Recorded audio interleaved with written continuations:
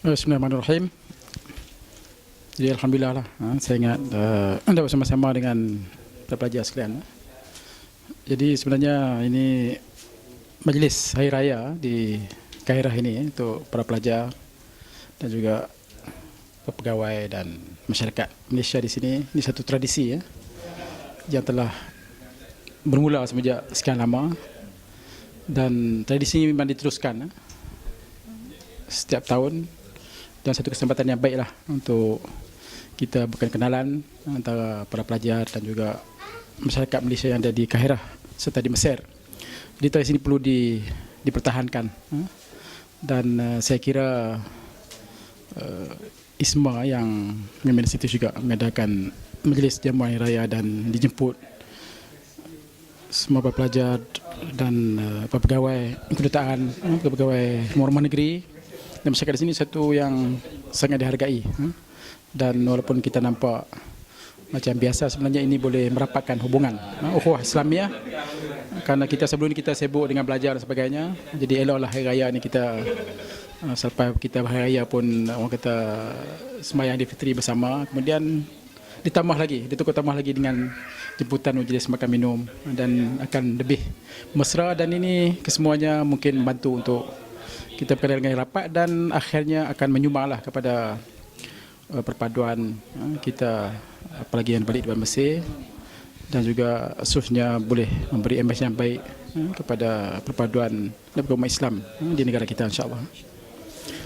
Kemudian balik pada masa depan ISMA ni, saya sudah cakap tadi, jadi saya antara orang yang sangat berminatlah melihat perbincangan aktif dalam persatuan, kerana kalau mencari ilmu sahaja, walaupun 24 jam baca buku pun, tapi kalau tidak terlibat dalam persatuan ini, dia akan menjadi seorang yang menjadi orang yang kaku apabila pulang kembali. Jadi persatuan saja di Mesir ini yang boleh membina kepribadian para pelajar, dan sekaligus juga boleh membina pemikiran bagaimana dengan adanya persatuan ini berbagai aktiviti. Dan kita juga pelajar ini sentiasa berfikir untuk melakukan aktiviti, apa perancangan nak buat, idea bagaimana, dan juga kita menyelesaikan masalah-masalah yang berlaku. Jadi dengan ada persatuan ini adalah satu platform yang perlu dihidupkan, dicergaskan, diaktifkan untuk kita mengadakan perbincangan dan juga kita mengajukan pelbagai aktiviti. Dan saya sebutkan tadi, biarlah persatuan kita ini persatuan yang mungkin telah membaca segala pengalaman kita yang lalu, dan kita mengambil benda yang positif.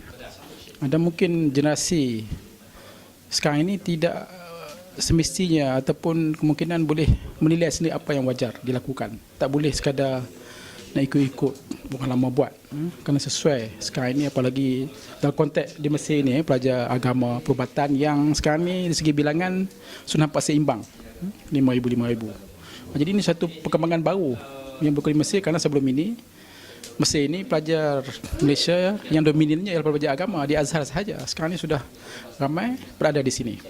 Jadi satu mekanisme tentu perlu diatur, dan perlu ada satu gabungan kerjasama yang cukup baik, yang cemerlang seharusnya, kerana di sini juga satu latihan untuk bagaimana kita berpadu tenaga antara dua kumpulan pelajar yang mempunyai latar belakang berlainan.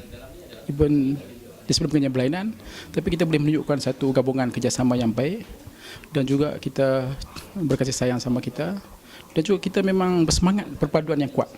Dan oleh kerana itu, persatuan sebenarnya tujuannya untuk kebaikan, kebaikan kepada ummah, kebaikan kepada agama, kebaikan kepada negara, dan kebaikan kepada dunia.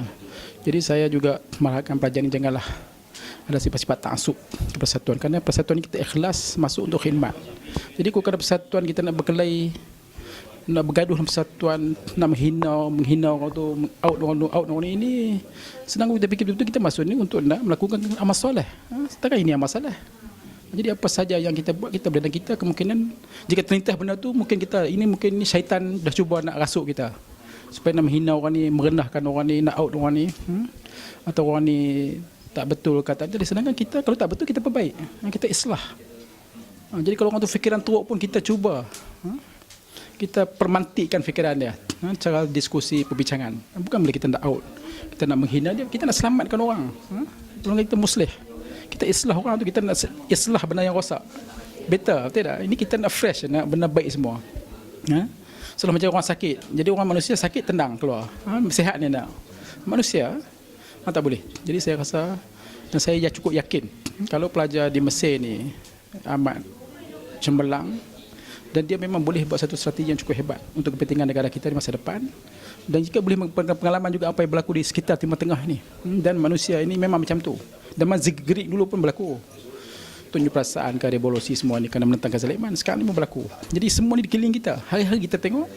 So fikirlah dengan matang, fikirlah dengan ilmu, fikirlah dengan insaf, macam mana ini boleh berlaku, dan tidak mustahil boleh berlaku juga kepada kita kalau kita jadi macam dia. Kerana ini Allah adil. Jadi kalau kita duduk buat kerja yang tak betul, melakukan kezaliman, jadi akan berlaku. Jadi sekarang kita boleh tengok sendiri dengan mata kepala. Baca tiap hari bagaimana pergaduhan Sunnah Syiah bergaduh, Wahabi Salafi bergaduh. Itu mazhab apa sekarang di Rusia pula nak buat pula khilafah Islam lah bawah bumi pula. Khilafah fil ardi pula. Jadi dalam tanah tu. Dia pegang nas Quran. Itu saya kata kita tak boleh pegang nas. Kalau pegang nas saja, fil ardi itu memang dalam bumi, jadi buat khilafah dalam bumi. Pasal nas, textually speaking. Itu kata kita tak boleh. Betul kita ulama sunnah ni, Azhari punya pendekatan, tak boleh pegang nas saja. Aku tidak keliru. Semua nak nas dah, kita kena interpretation, takwil. Allah pun hidayahkan orang alim takwil, alim nak takwil. Kena takwil, interpretation. Kau tidak perlu pegang nas semua. Apa nak jadi? Impossible. Satu pahaman kalau pegang dengan nas ini, ulama sinilah tempat jadi saya. Sekarang apa pentingnya kita melahirkan orang individu yang boleh analisa perkara ini, dan kita boleh juga mendapat manfaat analisa yang dibuat. Sebagai seorang ilmu, kita boleh mengambil dasar analisa itu dan kita boleh berfikir, dan insya-Allah kita jadikan ia sebagai satu diskusi ke forum untuk melihat percemahan idea di kalangan kita. Insya-Allah. Terima kasih banyak. Okey. Assalamualaikum.